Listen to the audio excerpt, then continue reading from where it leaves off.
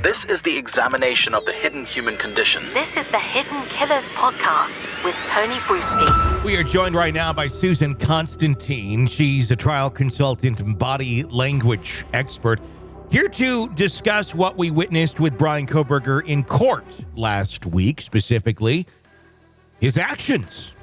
We're talking about the hearing that was held in which his right to a speedy trial was waived. Susan, what did you garner out of all of that? Yeah, when I'm watching his behavior, when he was asking all of the judges questions, I'm sure you saw the same thing I did. I mean, he was very convincing. He answered the questions. He listened, he answered. His voice tone was confident, like, yes, no, I understand. Yes. So I like, wow, okay. So I think there's some game plan. I don't know. I'm not an attorney. I am a trial consultant, so I do discuss trial strategy. Yeah.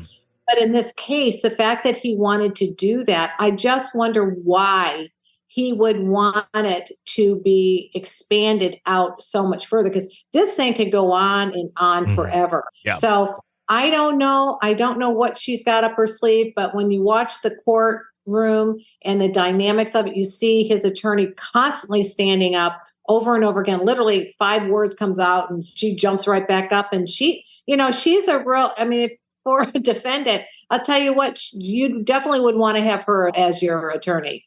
Yeah, she certainly is spacing this out and making the arguments on his behalf fairly well, even if there doesn't seem to be a whole lot of merit to much of the arguments, but she's doing her job without a doubt.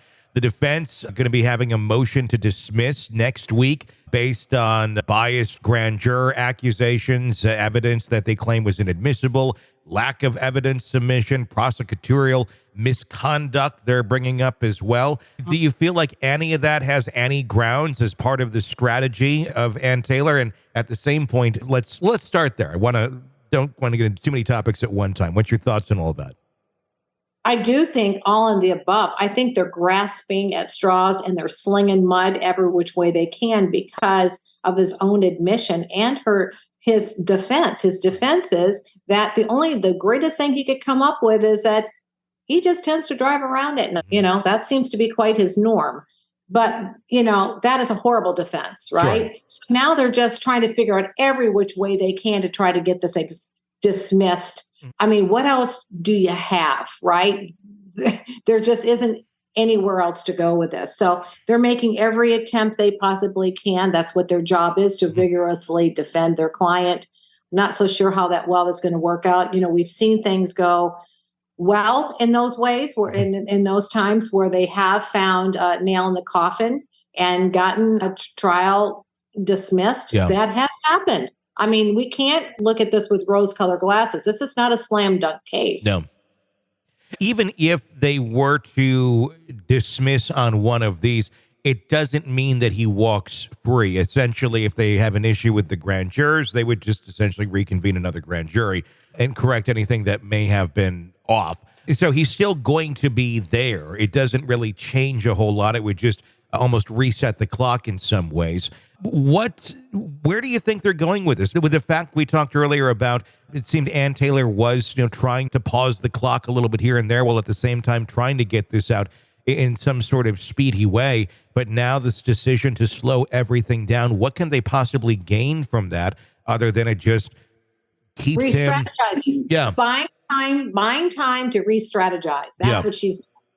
But what kind of, I guess at some point, doesn't one look at this and go, there's only so many strategies one can have when there's not many paths to go down.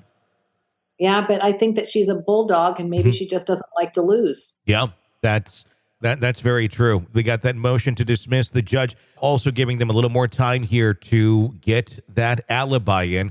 Where do you think that's going to go? Do you think that this is a moot point now, that maybe they're not going to keep arguing this unless Kohberger, for some reason, comes up with something that he hasn't said yet? Yes. Yes. And also, too, and I'm kind of looking this through the judge's eyes, right? He does not, number one, want to be recused. He doesn't want to also be the subject of, if this thing ends up being excused and then having to be retried and retried. I think that this judge is giving Kohberger every possible chance so that it doesn't go there. Yeah. So that's what I think, because if there's nothing left on the table, then what more can they argue? So I think that the judge is giving a lot of leeway in Kohberger's case. This is the Hidden Killers Podcast. Want more? Start binging on all of our true crime podcasts right now through Apple Podcasts and get an ad-free experience when you sign up to be a True Crime Today Premium Plus member exclusively on Apple Podcasts. More of the Hidden Killers Podcast dropping soon. Press subscribe now.